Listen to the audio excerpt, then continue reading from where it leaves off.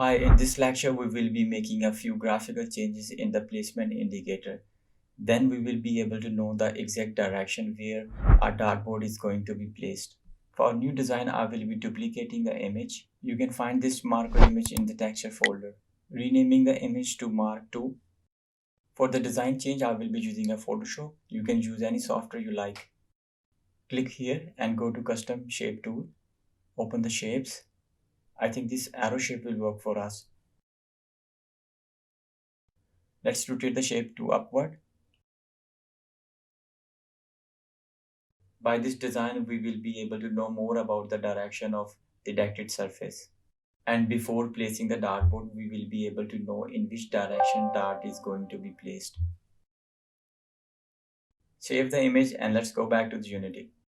Convert the mark to image texture type to sprite. If we remember in the last videos, we have created a placement indicator material and our first image that was mark is assigned to it. Now we need to replace the placement indicator image with the mark 2.